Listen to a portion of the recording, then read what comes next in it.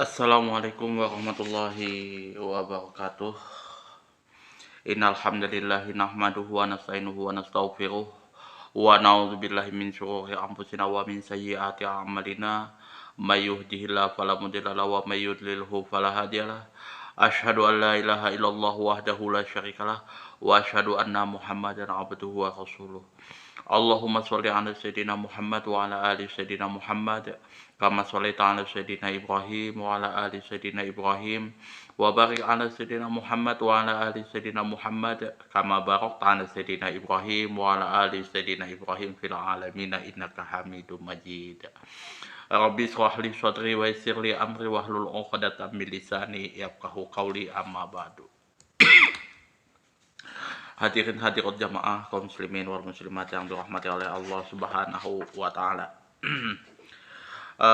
Kali ini sebagaimana biasa ya, kita akan membahas hadis 497 yang mana hadis ini membahas tentang azan dan iqamah pada sholat Aid ya. Apakah pada sholat Aid tersebut terdapat azan dan iqamah, disyariatkan azan dan iqamah ataukah tidak? Apakah azan dan iqamah itu masuk dalam kategori bid'ah ataukah tidak? Nah, ini akan kita bahas di hadis 497. Wa anhu radhiyallahu anhu anna nabiyya sallallahu alaihi wasallam shalla 'ida bila adzanin wala iqamatin. Akhrajahu Abu Dawud wa asluhu fil Bukhari. Wa anhu di sini dari Abdullah bin Abbas ya. Sama dengan yang di atas hadis 496. Radhiyallahu anhu, semoga Allah meridhoi atas beliau, anan nabiy, sesungguhnya nabi sallallahu taala wa ala alihi wasallam sholal aid, mana telah sholat Aid bila azanin, tanpa menggunakan azan, wala iqamatin, dan tidak juga menggunakan iqamah. Akhrajahu Abu Dawud, diriwayatkan oleh Imam Abu Dawud, wa asluhu fil Bukhari, dan asal hadis ini di dalam Imam Bukhari. Jadi kalau kita simpulkan di sini, simpelnya yang namanya azan dan iqamah pada saat sholat Aid, baik itu Idul Fitri dan Idul Adha, tidak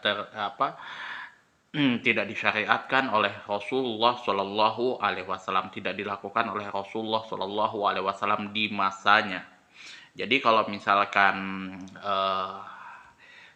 sekarang ya teman-teman melaksanakan azan dan iqamah pada sholat Idul Fitri dan Idul Adha, dibid'ahkan oleh orang, jangan baper, karena contoh daripada Rasulullah Shallallahu Alaihi Wasallam tidak ada. Maka kalau misalkan segala sesuatu yang tidak dicontohkan oleh Rasulullah Shallallahu Alaihi Wasallam, yang mana itu kemungkinannya di situ adanya suatu tuntutan, kebutuhan di zaman Rasulullah Shallallahu Alaihi Wasallam untuk dilakukan, tidak ada penghalang yang menghalangi Rasulullah Shallallahu Alaihi Wasallam untuk melakukan hal tersebut, kemudian Rasulullah Shallallahu Alaihi Wasallam tidak melakukan hal tersebut, artinya menurut Ibnu Hajar Al-Haytami masyru' untuk tidak dilaksanakan. Kalau kita tidak melaksanakan hal tersebut, kita sudah mengikuti tuntunan daripada Rasulullah Shallallahu Alaihi Wasallam. Kalau kita melaksanakan azan dan iqamah pada sholat Idul Fitri dan Idul Adha, artinya kita sudah melakukan bid'ah di situ ya. Itu ya, artinya sudah kita bertentangan dengan Al-Quran, Sunnah, kemudian ijma, dan asar daripada sahabat Rasulullah Shallallahu Alaihi Wasallam. Mengingat sholat raya hukumnya adalah sunnah muakkad, maka di sini tidak disyariatkan azan dan iqomah. Karena azan dan iqomah hanya khusus sebagai sholat fardu. Ya, ini sudah kita bahas di dalam babul azan di situ ya, azan dan iqomah, yang mana di situ disyariatkan oleh Rasulullah, oleh Allah Subhanahu wa taala beserta Rasulullah Shallallahu Alaihi Wasallam itu hanya untuk sholat fardu, bukan untuk sholat sunnah. Maka di sini karena hukum daripada sholat Aid tersebut adalah sunnah muakkad, maka tidak dianjurkan atau tidak disyariatkan untuk melakukan azan dan iqomah. Mengumandangkan azan dan iqomah untuk hari raya Idul Fitri dan hari raya Idul Adha di sini merupakan bid'ah.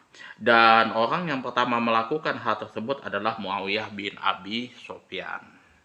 Cuman untuk sahabat Rasulullah yang melakukan azan dan iqomah ya, di sini saya belum tahu kondisinya seperti apa. Apakah memang betul Muawiyah bin Abi Sufyan mengumandangkan azan dan iqomah pada saat Idul Fitri dan Idul Adha. Kemudian di sini muazin atau zurazan atau penyeru di sini untuk hari raya yaitu Idul Fitri dan Idul Adha di sini dianjurkan untuk menyerukan as-sholatu jami'atan. Kerjakanlah sholat dengan jamaah. Karena berlandaskan hadis Imam Muslim dan diperkuat oleh kias terhadap sholat gerhana yang semuanya itu telah ditetapkan. Jadi azan dan iqomahnya diganti dengan as-sholatu jami'atan di situ ya. Hadisnya Imam Muslim, yang mana ini juga menggunakan metode kias ya. Itu. Nah, nanti kita akan bahas lagi analisis lafaz dan fikih hadisnya seperti apa ya. Wanhu di sini yaitu Ibnu Abbas radhiyallahu an, yang mana sumbernya sama dengan hadis yang sebelumnya. Akhrajahu Abu Dawud, yang di sini diketengahkan oleh Imam Abu Dawud melalui Abdurrahman Ibnu Abis yang telah menceritakan sebagaimana berikut. Salah rajulun ibna Abbasin asyahidta al-aida ma'a Rasulillahi sallallahu ta'ala wa alaihi wa ala alihi wa sallama. Qala na'am. Walaula manzilati minhu ma syahidtuhu minas syawari. Fa'ata Rasulullah sallallahu alaihi fa'ata Rasulullah sallallahu ta'ala alaihi wa ala alihi wa sallama al-alam alladhi 'inda dari Katsir ibn Salti fa shalla summa khataba wa lam yadhkur adzanan wala iqamatan. Qala summa amara bis sadaqati. Qala faja'ala nisa'u yushirna ila adzanihinna wa khuluqihinna. Qala fa'amara bilalan fa'atuhunna summa raja ila nabi sallallahu ta'ala alaihi wa ala alihi wasallam. Seseorang lelaki bertanya kepada Abdullah bin Abbas, apakah engkau pernah mengikuti hari raya bersama dengan Rasulullah Shallallahu Alaihi Wasallam? Beliau di sini menjawab, ya. Seandainya bukan karena kedudukanku yang sangat dekat kepada beliau, niscaya aku tidak akan dapat ikut bersama sholat bersamanya, karena kondisi aku pada saat itu masih kecil. Rasulullah Shallallahu Alaihi Wasallam menemui Katsir ibnu Salt yang di tempatnya telah terpancang bendera.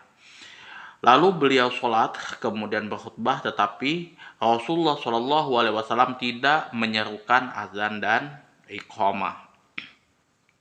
Ibnu Abbas radhiyallahu an melanjutkan kisahnya, kemudian Nabi Shallallahu Alaihi Wasallam memerintahkan kami untuk bersedekah. Kemudian Abdullah bin Abbas meneruskan ceritanya, sedangkan kaum wanita mengisyaratkan ke telinga dan leher mereka. Abdullah bin Abbas kemudian di sini melanjutkan kisahnya. Nabi Shallallahu Alaihi Wasallam memerintahkan Bilal untuk memungut anting-anting dan kalung mereka. Lalu Bilal mendatangi mereka, yaitu kaum wanita. Setelah itu beliau kembali menemui Rasulullah Shallallahu Alaihi Wasallam. Ya, jadi uh, di sini ya jujur saya tuh salut kalau dengan sahabat-sahabat Rasulullah Shallallahu Alaihi Wasallam ya. Kenapa seperti itu? Karena jujur aja bukan karena hierarki bahwasanya ini sahabat Rasulullah itu adalah lebih senior daripada tabiin, tabiut tabiin dan lain sebagainya. Enggak. Tapi ketaatan mereka terhadap Rasulullah Shallallahu Alaihi Wasallam itu begitu tinggi, gitu ya. Kita jujur aja ya, oke kita iuran nih untuk pembangunan masjid ataupun apapun itu misalkan 200 ribuan. Itu aja sudah banyak yang ngedumel gitu ya, ngedumel ya istilahnya ya nada-nada miring lah kayak gitu kan di itu ada yang pro, ada yang kontra atau ya gimana lah. Ini langsung Rasulullah Shallallahu Alaihi Wasallam tembak di tempat. Kalau untuk kaum wanita itu langsung Rasulullah isyaratkan kalung sama anting seperti itu kalian sedekahkan. Dan Rasulullah Shallallahu Alaihi Wasallam memanggil Bilal untuk ya istilahnya mengambil antingnya itulah istilahnya kayak gitu. Jadi kalau di Indonesia itu simpelnya itu ya kayak keliling kayak gitu kan. Menggunakan ini langsung sahabat wanitanya lepas kalung anting nih, lepas kalung anting gitu langsung dikasih. Jujur aja sih kalau misalkan di zaman Rasulullah Shallallahu Alaihi Wasallam itu harga kalung dan antingnya itu nggak bisa dibayangkan itu ya, sangat amat mahal itu mereka kasihkan secara cuma-cuma kepada Rasulullah Shallallahu Alaihi Wasallam. Tapi ya itu Rasulullah Shallallahu Alaihi Wasallam dan sahabat Rasulullah tahu keperluannya untuk apa itu ya. Kedepannya itu dipakai untuk apa? Nggak mungkin dipakai di luar daripada apa yang sudah disepakati oleh mereka di situ sahabat itu ya. Misalkan untuk ya kayak sekarang itu untuk flexing apa segala macam enggak. Tapi ya memang untuk kebutuhan perjuangan agama Islam di saat itu ya. Dan kenapa mereka bisa jor-joran seperti itu? Rasulullah Shallallahu Alaihi Wasallam juga seperti itu. Tidak ada yang namanya sahabat Rasulullah Shallallahu Alaihi Wasallam bisa menandingi sodakoh, zakat dan sodakohnya Rasulullah Shallallahu Alaihi Wasallam itu. Jadi seperti itu ya. Kenapa sahabat Rasulullah begitu percaya dengan bisa percaya hartanya itu dikelola oleh Rasulullah Shallallahu Alaihi Wasallam. Itu karena ya Rasulullah itu mencontohkan jauh lebih banyak berbanding daripada sahabatnya. Ada kita di sini kan, jujur ya susah sih itu. Sa'al ar-rajulun di sini adalah seorang laki-laki bertanya. Nabi tidak namanya tidak disebutkan dalam hadis ini, cuman rajulun saja. Namanya tidak disebutkan. Asyahida aida ma'a Rasulillah sallallahu alaihi wasallam. Apakah engkau pernah sholat hari raya bersama Rasulullah sallallahu alaihi wasallam? Walau la manzilati minhu ma syahidtuhu minasyiri. Seandainya bukan karena hubungan kerabatku dengan Rasulullah Shallallahu Alaihi Wasallam, niscaya aku tidak akan dapat menghadiri sholat raya karena usiaku masih kecil. Yang mana Abdullah bin Abbas ini masuk dalam kategori ahlul baitnya Rasulullah Shallallahu Alaihi Wasallam. Ya, yang mana di sini Abdullah bin Abbas sepupu daripada Rasulullah Shallallahu Alaihi Wasallam, sepupu sekali ya. Abbas bin Abdul Muthalib itu saudara kandung daripada Abdullah bin Abdul Muthalib. Al-alam di sini bendera yang dipasang di tempat tinggal Kasir ibnu Sa'd ibnu Muawiyah al-Kindi, seorang tabi'in yang terkemuka. Dilahirkan di masa Nabi Shallallahu Alaihi Wasallam. Lalu ia dan seluruh saudaranya pindah ke Madinah dan menetap di sana. Nafi mengatakan bahwa pada mulanya beliau ini bernama Khalil, kemudian diganti oleh Khalifah Umar menjadi Kasir. Faja'ala nisa'u yusirna illa azanihinna wa khuluqihinna. Kaum wanita mengisyaratkan ke arah anting-anting dan kalung mereka dengan maksud akan menyedekahkannya. Fa'amara Bilalan fa'atuhunna. Di sini Rasulullah Shallallahu Alaihi Wasallam memerintahkan Bilal menemui kaum wanita untuk mengambil apa yang hendak mereka sodakohkan. Di sini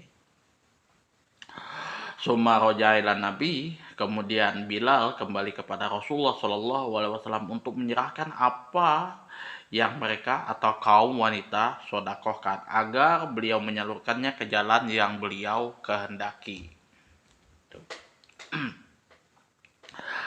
Wa asluhu fil Bukhari. Hadis ini berasal dari Imam Bukhari yang lafadznya sebagaimana berikut. Atta telah menceritakan kepadaku bahwa Ibnu Abbas telah berkirim surat kepada Az-Zubair setelah beliau dibaiat bahwa tidak ada azan untuk sholat hari raya dan yang ada hanya khutbah saja sesudahnya. Jadi di sini Abdullah bin Abbas telah mengirimkan surat kepada Az-Zubair, istilahnya setelah beliau dibaiat dan memberikan fatwa bahwasanya tidak ada azan dan iqamah untuk sholat hari raya, yaitu hari raya Idul Fitri dan Idul Adha. Fa inna ma'a khutbatuhu bad'a sholah. Khutbah yang dilakukan setelah sholat hari raya. Ya, ini berbeda dengan hari Jumat. Kalau hari Jumat itu sebelum sholat Jumat itu kita khutbah. Sebelum sholat khutbah. Kalau ini sesudah sholat baru khutbah. Jadi sholat hari raya terlebih dahulu baru khutbah. Kalau Jumat itu khutbah terlebih dahulu baru sholat Jumat. Seperti itu. Tidak disyariatkan azan dan iqamah untuk sholat 2 hari raya. Di sini ya. Yang kedua, kaum wanita boleh keluar menuju tempat sholat. Ya. Yang pertama itu intinya tidak ada yang namanya azan dan iqamah untuk sholat 2 hari raya, baik itu sholat hari raya Idul Fitri dan Idul Adha. Yang mana di sini juga wanita boleh keluar menuju tempat sholat. Yang ketiga, pada hari raya imam disunahkan untuk menasihati kaum wanita dengan menganjurkan mereka untuk bersedekah dan sebagainya. Jadi ya khotib itu boleh menasihati kaum wanita di situ ya. Yang keempat, boleh meminta sedekah untuk orang-orang yang memerlukan. Ada masalah kayak gitu ya. Ada kebutuhan yang memang harus mengeluarkan uang, ya boleh kita meminta uang untuk sedekah. Ya, meminta sedekah untuk orang-orang yang memerlukan atau untuk suatu kebutuhan yang memang diperlukan ya. Baik itu pembangunan masjid atau jembatan dan lain sebagainya lah, di situ sesuai dengan kebutuhan di suatu tempat antum-antum semuanya. Meminta sedekah boleh sekali seperti itu ya.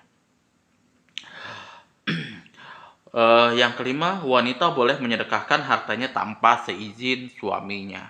Jadi kalau misalkan para wanita di sini, istri-istri di situ menyodakohkan hartanya di situ tanpa seizin suaminya karena memang ada kebutuhan yang mendadak di sini yang memang harus dia putuskan secara sepihak, nggak ada masalah. Artinya ini memang hartanya ya, tapi ingat ini harta istri tersebut, bukan daripada harta suaminya. Kalau harta suaminya itu ya mesti harus izin Ya, tapi kalau memang itu hartanya yang memang sudah diberikan oleh suaminya kepada dirinya tanpa menyodakohkan hartanya tersebut tanpa seizin suaminya, itu tidak ada masalah. Jadi hukumnya boleh-boleh saja. Yang keenam, kaum wanita di zaman Rasulullah SAW bersegera di dalam mengeluarkan sodakoh dari harta yang disayanginya, yaitu perhiasannya di sini ya. Jadi boleh di sini kaum wanita di zaman Rasulullah SAW bersegera di dalam mengeluarkan sodakoh ya, dari harta yang disayanginya. Bayangkan aja kalau yang namanya perhiasan itu identik dengan wanita di situ ya.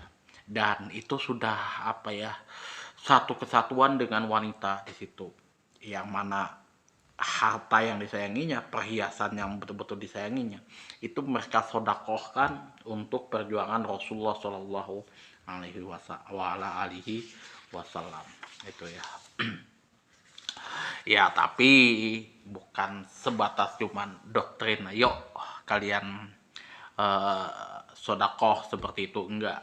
Itu ya.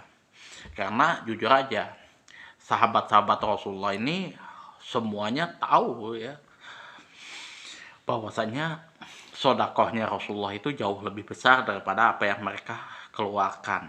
Itu kalau misalkan istilahnya apa ya, kalau bahasa kasarnya itu ya, simpelnya itu tanding lah istilahnya, adu kayak gitu kan, besaran mana sodakoh mereka dengan apa yang disodakohkan oleh Rasulullah Shallallahu Alaihi Wasallam. Nggak ada apa-apanya kayak gitu, nggak ada yang bisa menandingi apa yang disodakohkan oleh Rasulullah Shallallahu Alaihi Wasallam berbanding dengan sahabat-sahabatnya. Jadi yang pertama itu secara hitungan matematika itu Rasulullah Shallallahu Alaihi Wasallam, yang kedua Abu Bakar, yang ketiga Umar. Kalau Umar bin Khattab ini ya masih ada harta yang ditinggalkan untuk keluarganya kayak gitu. Tapi kalau Abu Bakar itu apa yang ditinggalkan kepada keluarganya itu hanya Allah Subhanahu wa taala dan Rasulnya. Seperti itu ya. Tuh. Jadi ya nggak heran ya kalau misalkan teman-teman melihat apa yang ditinggalkan oleh Rasulullah Shallallahu Alaihi Wasallam itu ya cuman sepetak rumah yang kecil seperti itu ya. Kalau kita ya jujur mempunyai rumah sepetak kecil kayak gitu ya, otomatis kita sudah kategori fakir miskin, tidak bisa bersodakoh ya. Tapi ini mempunyai rumah seperti itu sekecil itu, sodakohnya sangat amat besar itu ya. Maharnya Rasulullah Shallallahu Alaihi Wasallam aja berapa ekor unta itu untuk Sayyidah Khadijah. Saya jujur kalau sudah membahas itu ya angkat tangan sudah itu ya. Perawi hadisnya di sini adalah Abdurrahman ibnu Abis ibnu Rabi'ah an-Nakhai al-Khufi. Telah meriwayatkan hadis dari Abdullah bin Abbas dan riwayatnya telah diambil oleh Raqabah ibnu Masqalah. Ibnu Ma'in dan An-Nasai serta Abu Hatim menilai beliau ini siqah ya. Az-Zahabi mengatakan bahwa Abdurrahman ibnu Abis wafat pada tahun 119 Hijriah. Ya, jadi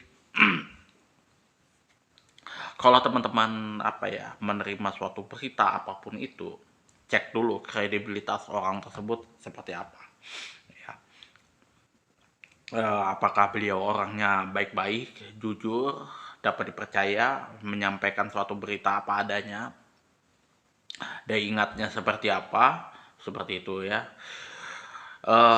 Jujur bukan berarti bisa diterima berita apa yang dia sampaikan, enggak seperti itu juga. Bahkan kalau misalkan saya pribadi pun kalau menyampaikan suatu amanat dari bos kayak gitu nggak langsung dipakai orang kayak gitu kan.